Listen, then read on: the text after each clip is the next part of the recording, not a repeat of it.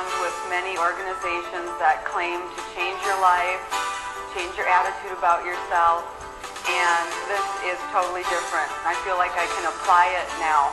I didn't know how to before. Robert Allen made me see that you have to get out of your comfort zone to attain any of your goals. It's easy, it's simple, it's doable, and I'm going to do it. I was impressed with Robert Allen because of his sincerity, and he has this trust. I just trust Robert Allen. I just trust him.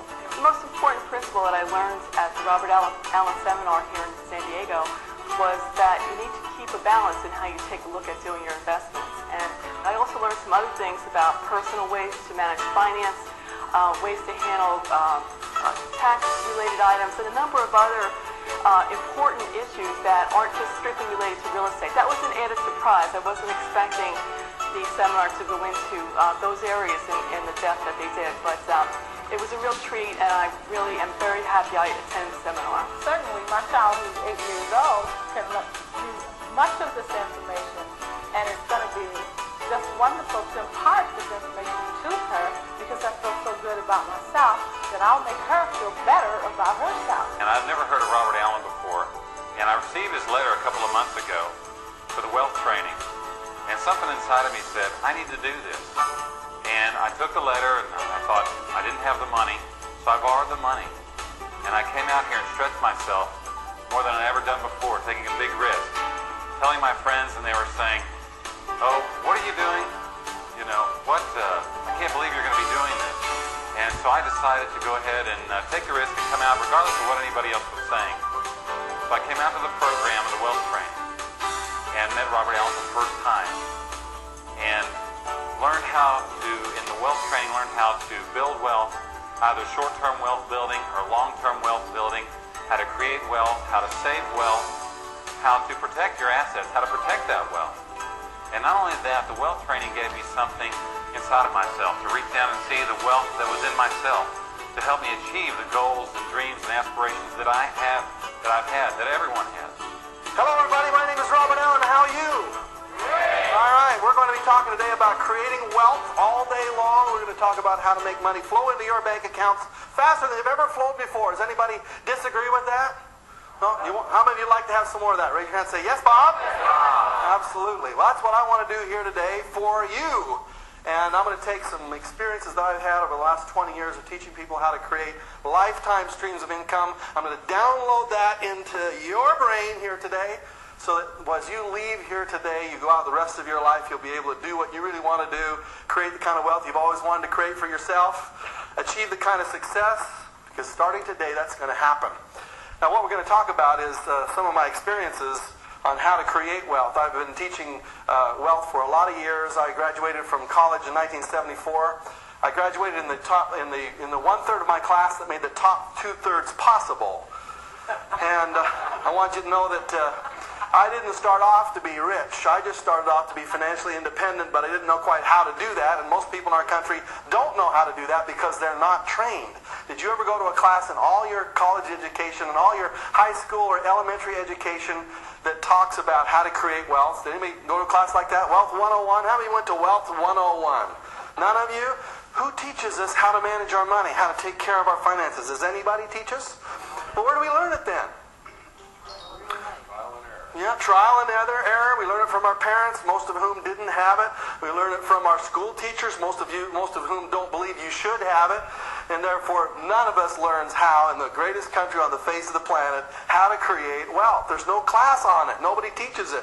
Well, we're going to learn that class here today, because I think everybody should learn the fundamentals. And when we're finished with today, you're going to agree with me, I am absolutely certain, that every school child in America should be learning what we're going to be teaching in here today. And that's why we're actually creating this program, so anybody can watch it and learn it. In a very few short hours, you can make dramatic improvements in the way you think about money, the way you control your money, the way you handle money, the way you spend money, and all those other kinds of things, all right? Now, who am I and how can I make these kinds of claims? When I say graduated in college and I decided I wanted to become financially independent, so I went right into investing in real estate because nobody would hire me. And since they wouldn't hire me, the point was I had to create it on my own. And I had to talk to people who had done it before. So how do you find people who have done it before and ask them and work with them to create it? A fellow that I was working with in one of my church organizations had created a lot of wealth through real estate. An extremely wonderful individual, and I loved him. And I went to him and I said, Paul, teach me what you know about real estate and about creating wealth. And he took me under his wing and he taught me a lot of the things I'm going to be teaching you here today. Every one of us needs a mentor, somebody to just kind of guide us along a few stumbling steps as we get started. And that's what he did for me. Then I started to buy some property, invested, and pretty soon I had 4, 5, 6 different properties and more, and they grew and grew. Had a few failures along the way. Everybody does. You fall on your face every once in a while. And then I figured it out, and that's when I wrote my first book, Nothing Down. It became a #1 New York Times bestseller. And in order to publicize that book, I said a very bold statement. I said, send me to any city, take away my wallet, give me a $100 bill, and in 72 hours I'll buy an excellent piece of real estate using none of my own money.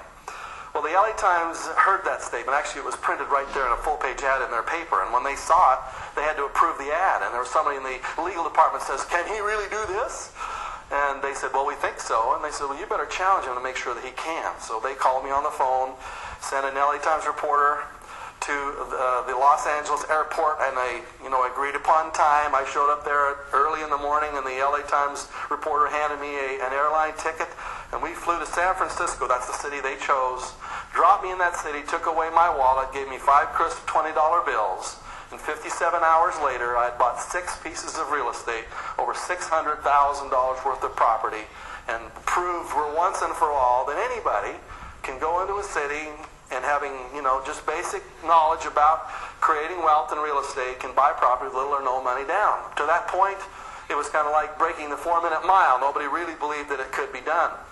Then I wrote my second book, which is called Creating Wealth. It became also a New York Times #1 bestseller. The challenge I did for that one was send me to any unemployment line. Let me select someone who's out of work and discouraged. In 2 days' time, I'll teach them the secrets of wealth. And there are secrets.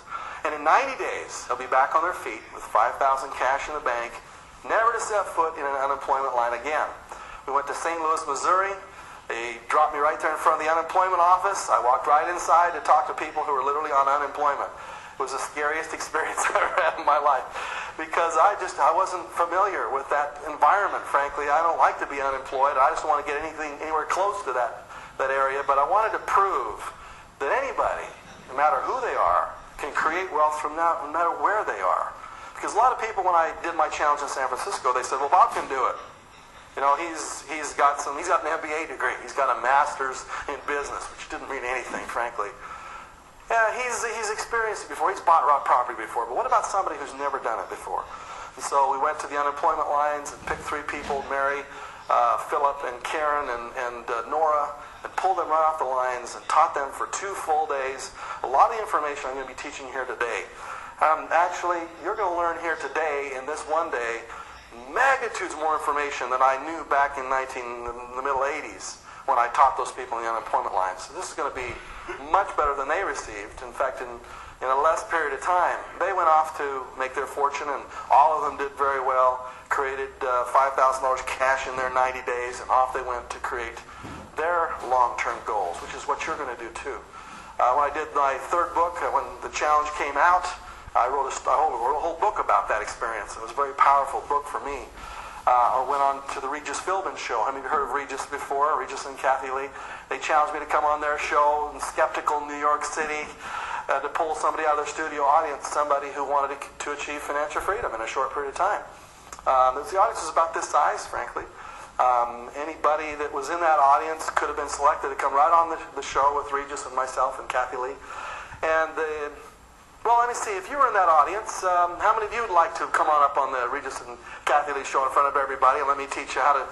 Yeah, well, that's what happened. That's what happened. Pat Watson was sitting right over where Roland was sitting. And she says, I want it. And she was excited. She was an African-American woman from Brooklyn. She came right on the show in front of millions of people. And we said, well, what do you want? What's your goal? What do you really want to achieve? And she said, well, I'd just like to get out of Brooklyn if we could just start there and then figure out. We'll just do the next, one step at a time. She, in the next 90 days, went into Brooklyn, bought a property. She'd never done that before, made $20,000 in a 90-day period of time, and she was excited. We came back on the show and talked about it. In my teaching of people all around the United States in the last 20 years, there have been literally thousands of millionaires created from what I'm going to be teaching you here today, tomorrow, and the next day. So I want you to know that I have done this before. I've had lots of experience. I've had a lot of ups and downs in my own experience. I've probably made more money than this whole entire audience combined. I've also lost more money than all of this whole audience combined. I am absolutely certain of that. And so I know a lot from personal experience, both the ups and the downs of how this process works. And I want to teach you how to avoid as many downs as you possibly can and have as many ups as possible. We're going to be talking about what I call winning the money game here together, you and I. There is a game. There are rules. If you learn those rules, you win. And if you don't learn those rules, you lose. And basically, the rules are pretty simple. Maybe some of you are like this cartoon that I saw the other day. It says, according to your latest figures, if you retired today, you could live very, very comfortably until about 2 p.m. tomorrow. That's the way it is for most people in this country. And you know what? It's a tragedy because you don't have to do anything difficult to create lifetime streams of income. And when I told you earlier about creating a multi-million-dollar net worth, some of you went, ooh, that's kind of a big figure in your mind. But frankly, you can do that. Anybody sitting in this audience, on a couple of dollars a day. Most of us don't teach us this stuff. No, but we just don't learn it. But just a few dollars a day, you don't even have to do anything fancy. You just have to figure out in a few short minutes today is going to show you how to do that, to take just a couple of extra dollars out of your day, to divert out of your life and to put it into right places where it can grow. So for a period of time, a long period of time, it can create a multi-million-dollar net worth for you. And most of us really don't know how to do that. You know, you just have to take out of your day one of those Starbucks, mocha cappuccino double frappe lattes.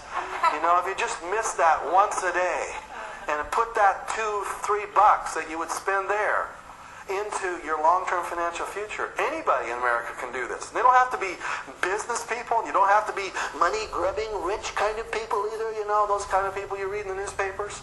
You can be just ordinary, traditional people. Why all of us aren't multimillionaires is a tragedy, because we all could be. Very, very simply, very, very easily, actually.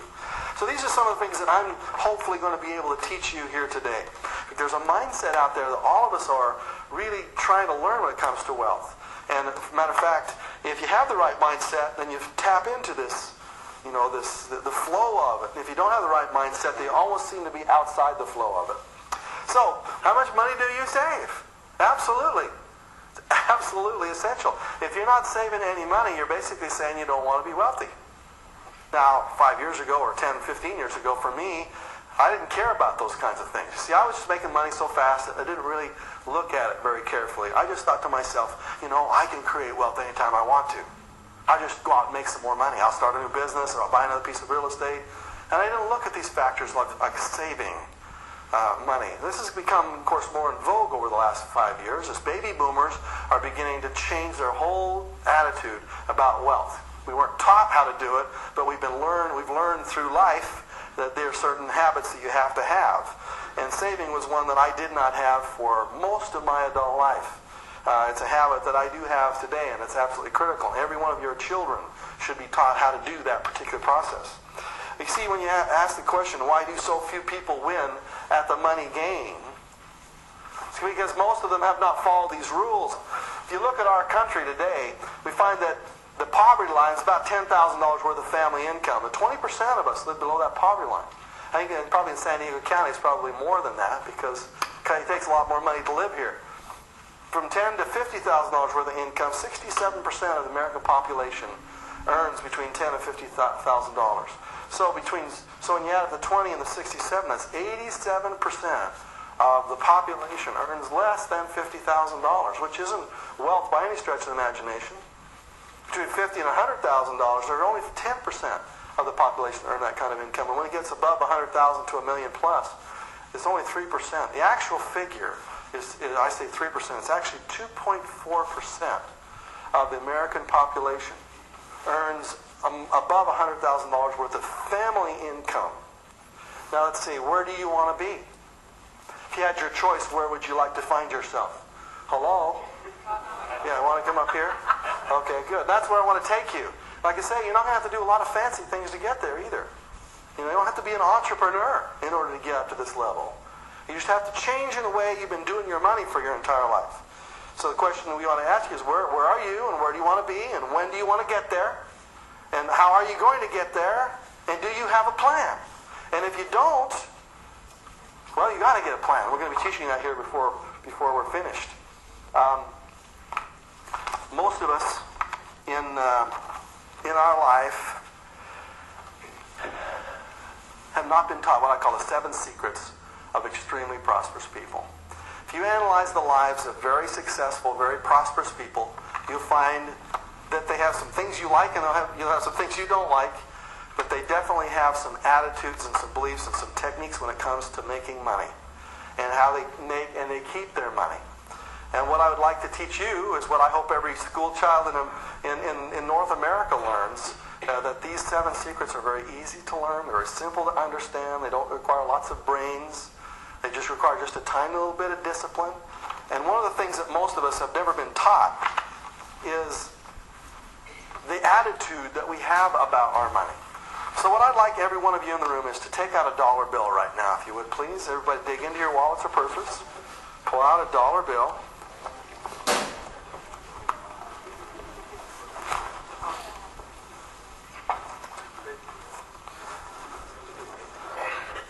I'm going to make sure every man, woman, and child in this room has a dollar bill in their hands. So dig one. Oh, you got a $2 Canadian. That's okay. You take out, the loonies don't count. Okay? Everybody dig one out. Stand. I've only got a $5 bill. Do you have a dollar bill on you? No? Yeah, I'll change my one for a 5. I need to have somebody lend me a dollar bill because I don't want to do what I'm going to do to this $5 bill. Oh, thank you very much. All right, now I want you to realize that you may never see this dollar bill again. But Calvin, I really appreciate it. Colin, excuse me. Is it Colin? So Colin, everybody got your dollar bill in your hand? Everybody get it out. Let's all raise them up here. Let's have a look at them. Snap them together like, let's have some fun with it. Okay, good. Great. Now, does everybody have one? If you don't have one, you'll have to borrow one from your neighbor. And tell your neighbor that you will return it with interest. And the dollar bill that you have taken from them will probably not be in existence in a few minutes here in a second. So, okay, now if you look at the little dollar bill, this is where it all starts from, right? Just have a look at the front side of it. That's a nice green dollar bill. Those of you who are from Canada don't have your dollar bills any longer. They got colored money. I think they're probably going to be changing our money probably in the next year or so that our money's going to be a little more colored. Here we have Washington on there. Let's look at the back side of it. Over the 1, what does it say? In God we trust. Isn't that a strange statement to find on our money? In the state of, the separation of church and state. And yet in the most important place, we have God right there on our money. And let's see, we got the all-seeing eye above the pyramid there. Here we go. Lots of little pieces of trivia. Now this dollar bill is the foundation of your wealth, so you got to learn how to understand it. Now what I'm going to do here in front of you, I need to have you watch very closely. Do not try this at home. Because this dollar bill is going to disappear in front of your eyes. Colin will never see this dollar bill again. We're all going to do what I'm going to show you how to do right now. Ready? Now, when you get up in the morning, you have a certain number of these flowing through your life. Is that right? And how do they flow through your life? They flow through various jobs and various incomes and various investments that you have, various streams that you've created for yourself, right? So many of these flow through your life every single day. What you need to learn how to do is to divert a few of these into different places. And if you don't divert them, then you end up with just streams going through your life and no way for them to build up and pile up. This is hard for me to do. It just actually pains me to think about what I'm going to have to do with this dollar bill. But since it's not mine, and Colin is so generously contributed this dollar bill. Every day, this is what you do with your dollar bills. Every day. You do this dozens of times a day, sometimes 20, 30 times a day, sometimes 50 times a day. If you were to get your money and to pay for everything you had in cash, in $1 bills, and every time you paid it, you had to rip that dollar bill as you gave it to that next person, you'd understand what I'm talking about. Most of you do your payments electronically, or you'll do it through checks, and therefore you don't get to see what happens to most of your dollar bills. Every time you have a pile of money flow out of your life, a whole nice chunk of that is basically destroyed forever, you know. Of course, this is a magic trick. We're going to be able to put this dollar bill back together again for Colin, aren't we? Okay. Somebody asked if this is illegal. No, as long as it's not something that's done fraudulently, it's not. Just pains you to think about it, doesn't it? Okay. I want you to start your whole financial future with a deep understanding of what you do when you destroy money. Because once it's destroyed, it doesn't come back. And then I'm going to talk to you about what happens when your money really is placed in the right places and starts to grow, and how powerful that can be. Okay, now let's just do our little magic trick here and stick this stuff back together again, right? And make sure that we get it all back here. Okay. There you go. There, it's all back together again, right? Colin, thank you very much. I appreciate it. Okay. Give him a hand for lending that to us, okay? Now, somebody like to lend me another one because I need to continue with my demonstration. Okay, thank you. Now, I'm not going to do this to yours, Val, actually, but I just want you, all of you, to take your dollar bills. There you go. You're going to grab them with the center of the finger. There is a technique for doing this, all right? And then I'm going to ask you to go like this, okay? And I'm going to ask you to tear it and rip it in half. And I'd like to hear the sound of this to be in your memory for the rest of your life, okay? And I'm going to actually give this back to Val because I want him to have the experience of doing it. Now, we will be passing around the tape in a few minutes, and there'll be a piece of tape that will come back through here in a few minutes. So you can take this back together again, but I definitely want you to experience the destruction of it, all right? Is everybody ready to do that? And if you'd like me to autograph that dollar bill for you later, kind of remind you of that experience, I'd be glad to do that. Or you can turn to your neighbor and have them autograph it. I would just like to have you to, you know, you go into businesses, don't you? And you see the dollar bill in that in the frame there, and it says, what does it usually say on it? This is our first dollar bill, the first dollar bill that flowed through our business. So they've taken that dollar bill out of circulation and basically destroyed it. But that's their memory of it, isn't it? I want this to be the memory of the first dollar bill that flows through your life as you have radically changed your thought processes about what dollar bills really do and don't do. All right? Here you go, Val. Get ready to do that. Before you do that, though, I'd like you to get a real understanding of what you're going to be doing here in a second. See, if I could just take a dollar bill out of my life, just one of those little green guys, pull them off to the side and put it underneath a mattress. If I were to do that with each of my children before they were, just as they were born, and every day of their life, I took one of those little dollar bills out of our life and stuck it under the mattress for each of those kids, let's say. And by the time they reached retirement age, which is 65, 66, 67, how much money will have accumulated under that mattress for that kid? Now, we're assuming that there's 0% interest, all right? So it's just sticking under the mattress. So by the time they get to 66 years old, this is the kind of money that they will have generated. At 0% interest, $25,000 would be under that mattress. Pretty fat mattress at that particular time. Of course, this will with inflation, though, and so that $25,000 won't be quite as much as we see it today. It might only be worth $5,000 or $10,000, but still be a nice little chunk, wouldn't it? That's if you just took $1 a day. And that's why I want to make this so simple for you to understand. That every one of you is $1 a day away from financial freedom. $1 a day.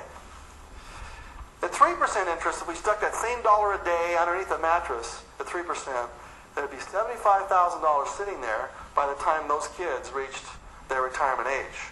And that's still not that much money, but a 3% would be probably the lowest interest rate you could find at any bank. It would be totally safe and easy. Just walk in and stick it in there, right? Now, at 5% interest, which is a little more difficult, but you could probably do that with some government bond very easily, couldn't you? $200,000 would be sitting in that bank account at 5% interest. Anybody in this room could do that with no effort whatsoever at $1 a day. When we get to 10% interest, now we start being a little more difficult. 10% interest, $2,750,000 is now sitting in that bank account. But there are ways that anybody in this room could do that without a whole lot of difficulty, frankly, because I'm going to show you different mutual funds you could put your money into at $1 a day, $30 a month. And it would achieve rates of, 7, 8, 9, sometimes 10% and more. I'm going to give you lists of mutual funds that have done 15% or more per year for the last 15 years in a row. It's really simple. You can do $50 a month. 15% interest. Notice what happens as you go from 10% to 15%. At $1 a day, $50 million by the time you retire. At $1 a day. Is anybody in here in the room that couldn't do $1 a day? The real secret is how you do 15%, isn't it? That's the real secret, which is what we're going to be talking about. When we go to 20% interest, it's as high as we're going to go. We're talking about $1 billion at $1 a day. You're a Ross Perot in embryo at $1 a day. Now, of course, you have to have 60 plus years of compounding at a fairly high rate of return. Now, 20% is a rate that's almost impossible for people to achieve consistently over a long period of time. That's incredibly difficult. Warren Buffett, who is the wealthiest American in the stock market, started in 1955 with about $5,000 of his own money and added about $100,000 of other. Now he has a net worth that's, I think, over $10 billion because his compounded annual rate of return is over 23% per year. And that's what he's done consistently every year. So if you have a $10 billion net worth and your net worth goes up by 23% in the next year, how much money did you make that year? $10 billion times over 20. Yeah, you made over $2 billion in your net worth if you just make it go up 20%. So I mean, you can see how it compounds. It really does. For most of us here in the room, we're not going to achieve that $1 billion goal. Some of us really don't have any desire to achieve it. But what I want to point out is that if you could go between 10 and 20%, which is what I call wealth-producing rates of return, between 10 and 20%, you can squeak it up to the 11 and 12 in that range. We're talking $3 to $1 billion worth of net worth at $1 a day. Does everybody understand that now? You got that through your head? Take your dollar bill right now. I want you to realize what you're destroying when you destroy it. And I'll count to 3, and we'll do it together here, okay? So, we'll be tearing up our first billion right now. Ready? 1, 2. Everybody have a dollar bill? Kathy, do you get your dollar bill out? Yeah, she's really, it's just, your heart's just, I don't know about this, Bob. Yeah, we're going to pass the tape around. You'll be able to tape it back together, but I want you to experience what this is like. Get ready. 1, 2, 3, rip.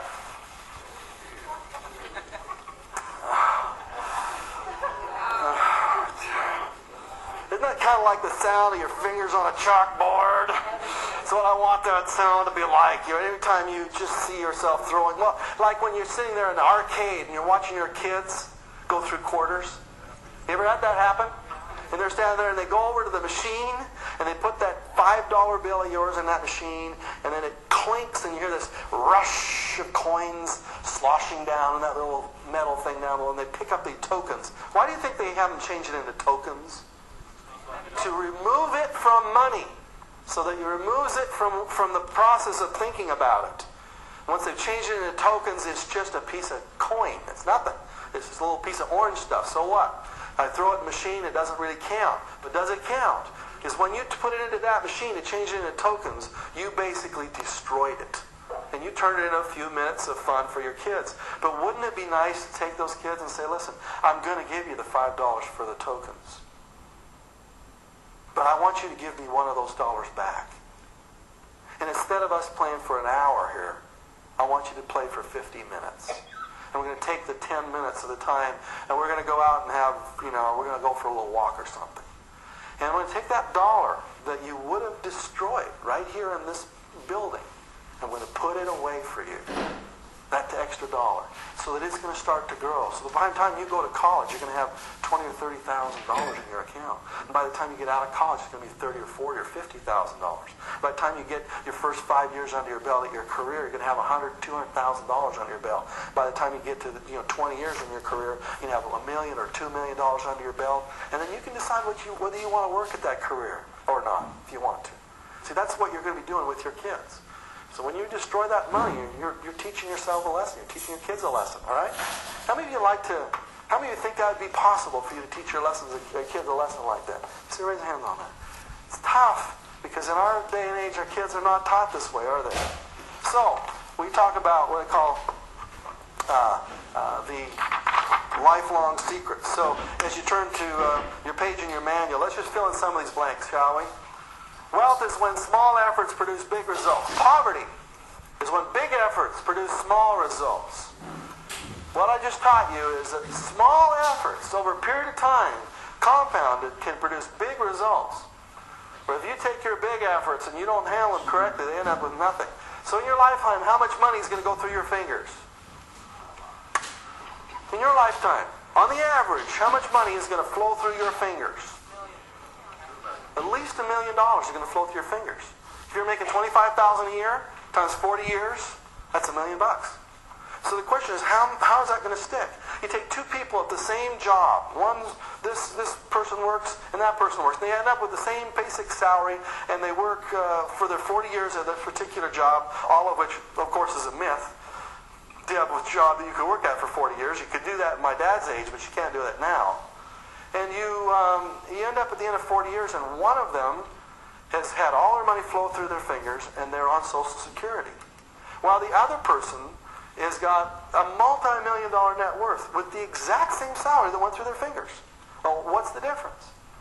Well, one of the differences is that one person knew the money rules and the other one didn't. So let's fill in some more blanks here. In your lifetime, at least $1 million is going to go through your fingers. Why do some people end up with 10 times more money? Do they work 10 times harder? Are they 10 times smarter? The extremely prosperous people simply know how to play the money game. Fill those words in there. Play the money game.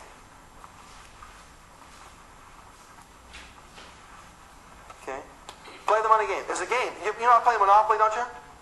There's little pieces of paper and you roll the dice and all that stuff. Money is a game just like that. Nobody ever taught us what the rules are. So we end up playing with all these pieces of paper and not knowing how to get past go. Money is a game. If you know the rules, you win. If you don't know the rules, you lose. 7 basic skills of extremely prosperous people. Let's just fill them in right now. I'll cover my future here for you, the future day we're going to spend together. I've just taught you secret number 1, or skill number 1. And when we ripped up our dollar, what did we learn about it? Save it. Not only just to save it, but I hope this is what you learned. How to value it. Most of us are never taught how to value those dollar bills. And so the first secret and the first skill is to value it. Now once I've valued it and I know what it is, and I've learned how to take care of it, the next skill I've got to have to do is to learn how to, what I call, control it. Got to have that money controlled. Control it. And after I've controlled it, what do I have to do?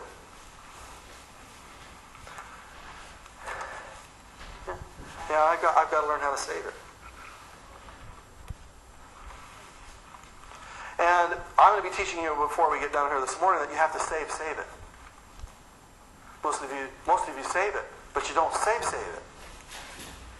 You'll go to a new gas station and you'll save 10 cents a gallon, and which is $2 that day.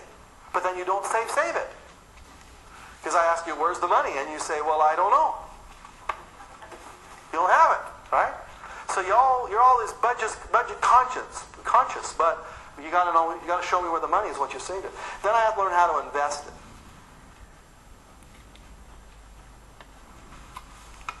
And I'm going to show you how to invest it. This can be really simple. Anybody, guys, an elementary school kid can do this stuff we're going to be talking about here today.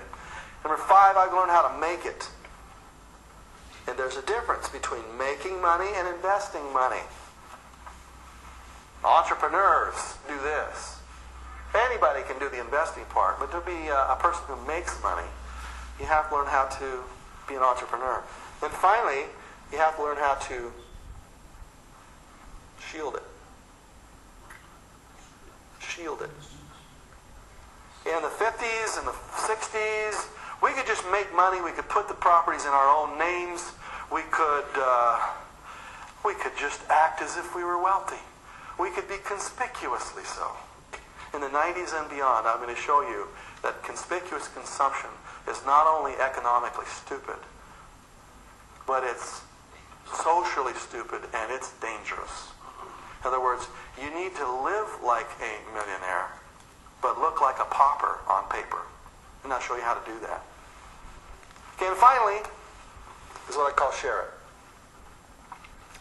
And really should be starting with that one, number 1. But we're going to put it here at the end because people seem to take it. They can take it easier when we talk about that at the end. But frankly, learning how to share your wealth is the only reason to have it. A very wise man once said that the only reason to have any wealth is to learn how to share it with other people. If you want your wealth for any other reason, it's just going to turn to dust in your hands. But that's another discussion we'll be having later on in the day. Those are some of the secrets or the skills that we're going to talk about. None of these things that anybody in the room can't understand. They're all pretty basic. But what you find is if you don't have all of those 7, it's like having 6 numbers to the combination lock for the bank vault, right? Let me tell you the combination to your bank vault right now. I know the number. Here we go.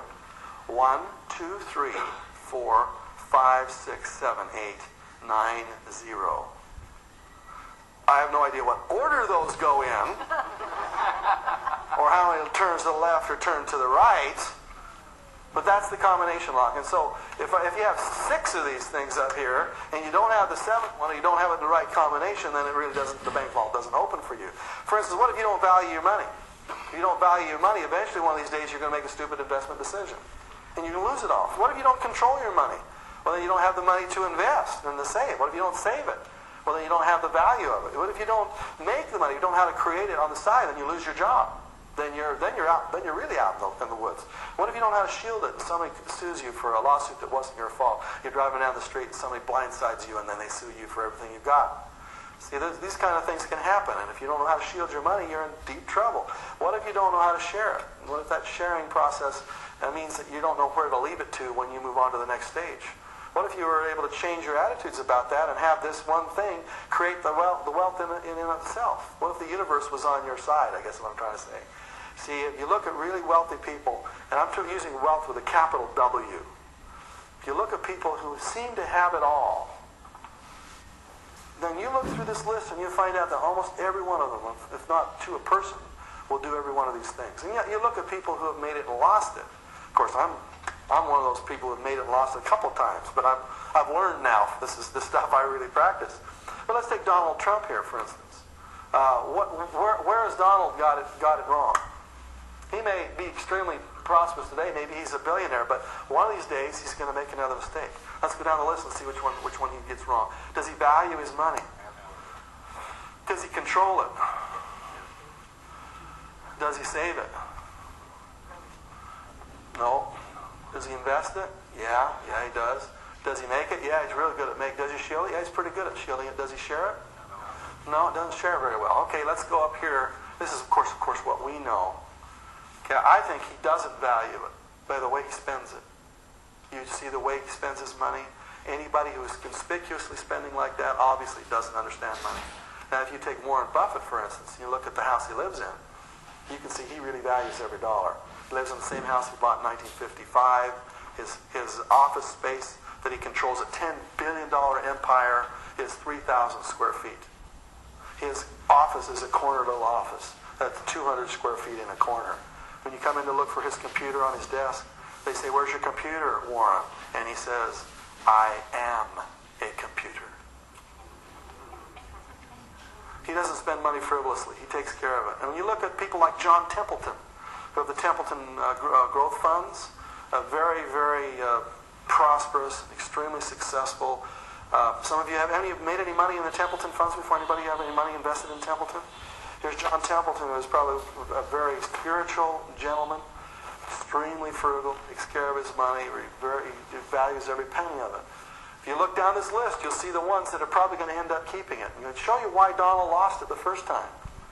First thing is he didn't value it, didn't do a very good job of controlling it, probably didn't save it at all. Invested, yeah, he did well there. He did well on some of these things. He did extremely well, but eventually one of these days he's going to come get him. He's going to come get him, because you can't throw money away like that. Eventually, before money just comes back and says, I'm not going to I'm not going to stay with you very much longer, okay? You see people around you that indiscriminately spend their money. And you can just go down the list of those 7 things, and you can say how many of those people are going to be having the money over a long period of time. Okay, so and one other blank we need to fill in back on secret number 1, money does grow on trees. Einstein said the most powerful invention of man is compound interest. Einstein himself said the most powerful invention of man is compound interest. That's what we're going to be using. All this stuff is probably pretty normal to you. You've probably heard these things before. But what I want to do is for us to have what I call ahas here today. What's an aha? It's when you go, aha! You've been staring it in the face for years, and yet finally it clicks. Like Zig Ziglar says, we can send, with our modern technology today, we can send a thought around the world in a quarter of a second. But sometimes it takes a quarter of a century to go the last quarter of an inch. And today you're going to have some ahas. And as you listen here and sit here, all of you have been practicing your money skills for your whole life. As you sit here, you're going to go, oh, that's the piece that was missing. And you may have heard it 1,000 times before. But today is the day we're going to make that decision, okay? All right, so let's look at what we call the high cost of procrastination. We've talked about burning money up or throwing money away. But let's just talk about how painful it is to put this stuff off. Suppose you could invest a few $100s a month in mutual funds that have a history of growing between 10 and 20% per year. In 20 years, this is what you could amass.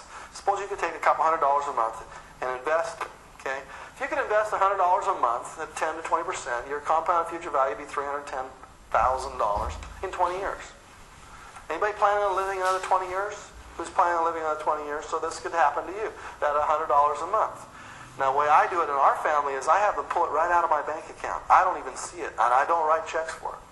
I want my mutual fund company or wherever I'm doing my investing to pull it directly out of there so that I don't have to make those decisions. Shall we eat this month or invest in mutual funds?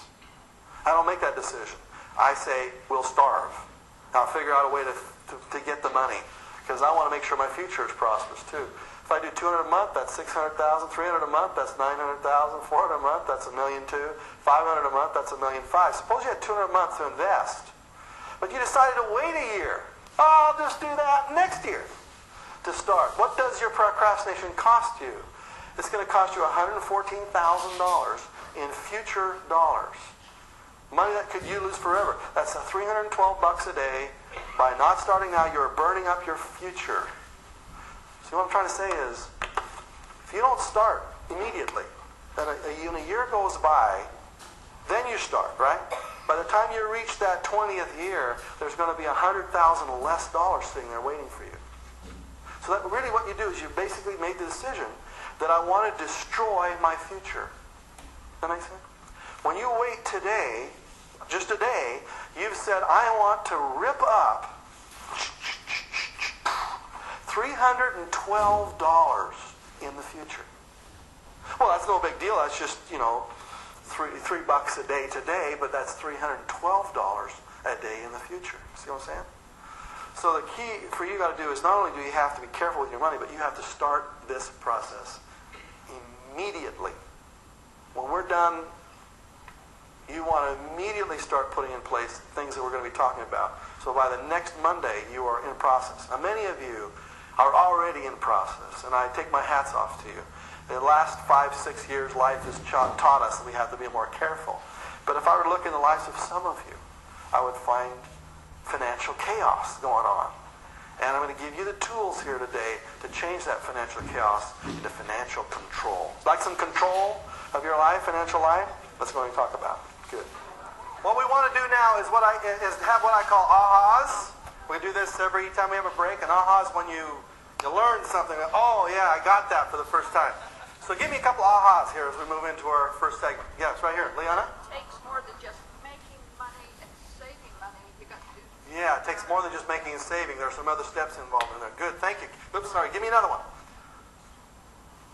Yes, right here. Save it. Got to save it.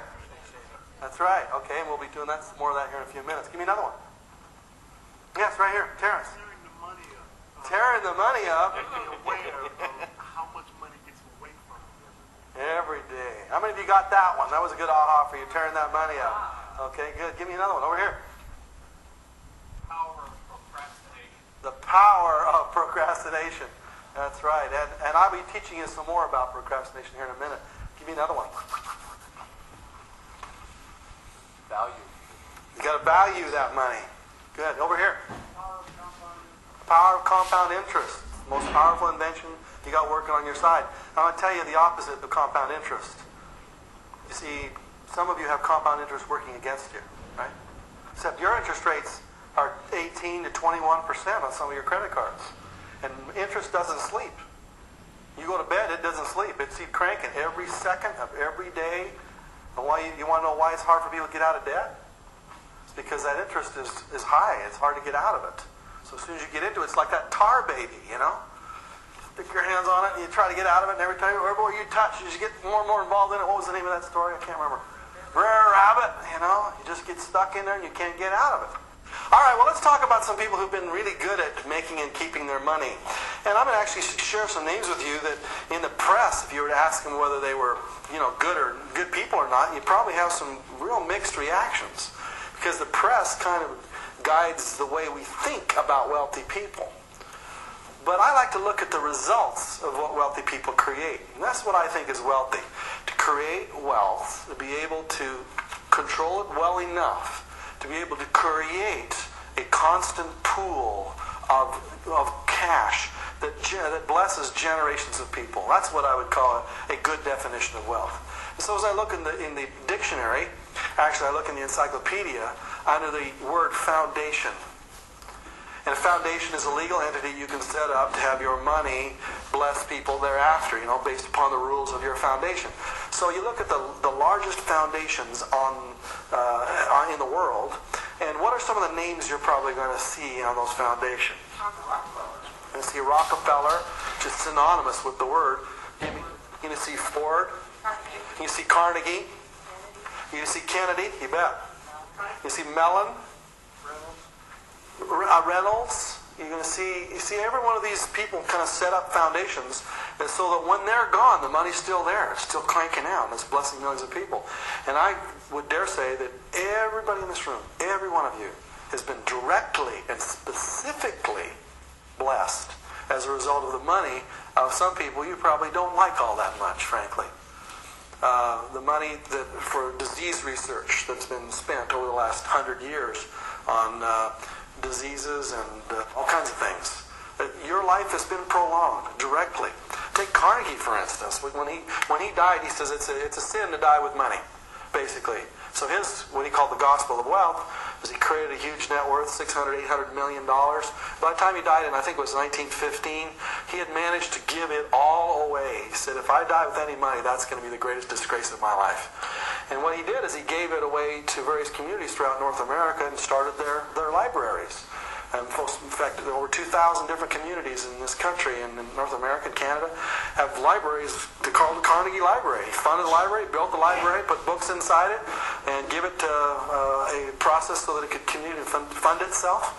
And so there's not a person in this room, not one single last one of you, that hasn't received that kind of benefit from these kinds of fortunes. But we always have this underlying uneasiness about great fortunes. Let's take Rockefeller, for instance. If you read the newspaper accounts of Rockefeller at the turn of the century, you'd find that Rockefeller and no, it was actually, wasn't it Kennedy and Carnegie had this big battle to see how much money they could give away each year, and they were in a real competition to see which one could give the most amount of money away. Or was it Kennedy and Rockefeller? I can't remember which it was. But if you were to look at these, you know, real wealthy people back in the 1800s and 1900s, they call them robber barons. And the press vilifies them and just absolutely destroys them. But when you look at their lives, you know, you find out that the way they treat and teach their own personal kids was really much different, I think, than the way you read in the press. You look at Rockefeller's own life, and right from the very beginning, he kept a ledger of all his money, right from the very, very beginnings. And 10% of every dollar he got, from the very tiniest beginnings to when it reached massive proportions, always went to support his universe causes, or God, or charity, or tithing. He used the word tithing, and he taught his kids that way. Here's a quote that I put out of a book called Kids and Cash, and in it, there's some real good gems in here. In fact, I think what I call 5 Rockefeller rules that I think everybody should be taught. You may disagree with his politics, you may disagree with the way in which he earned it, but I'll tell you, there were some principles in there that are really critical to creating it. And I think it's written in there. You can kind of read along with me if you want to. John D. Rockefeller Jr., this is the son of the John D. that started Standard Oil. So this is his son, who was also a great philanthropist, was certainly not trying to save money when he decided to pay an allowance to his 5 sons. These 5 sons were the grandsons of the original John D. Rockefeller. According to his son Nelson, we got 25 cents a week. This is probably back in the Depression. And had to earn the rest of the money we got. To earn part of that extra money, he raised vegetables and rabbits. We always worked, according to Nelson. All the boys were required to give 10% of the income to charity, to save 10%, and to account for all the rest. They had to balance their account books every month and to be able to tell what happened to every penny that they earned. Nelson went on to serve as governor of the state of New York for many years, and all became the vice president of the United States. One of his brothers, David, chairman of the Chase Manhattan Bank, says, "We all profited by the experience, especially when it came to understanding the value of money." In other words, he had 5 specific rules to teach his kids the value of money. And I don't know if the great-great-great-grandkids have got that yet. They just probably ended up with their trust funds, you know. You're a Rockefeller grandkid, here's your trust fund from great-granddad. But the son taught his sons this way, and I wish everybody in America was taught that way. What are the 5 rules that he taught you right there? 5 rules. Yeah, right off the top, before you had to earn the money, but as soon as you went to go spend it, the first 10% went to charity or tithing. The second 10% went to savings. Then what were the other rules? You had to account for any penny, and what was the final rule? You had to balance your accounts every month. You had to balance them every single month. Number 1, you had to work for it. Number 2, you gave the first amount to charity, the second amount to yourself, the third amount you had to account for every penny, and you had to balance.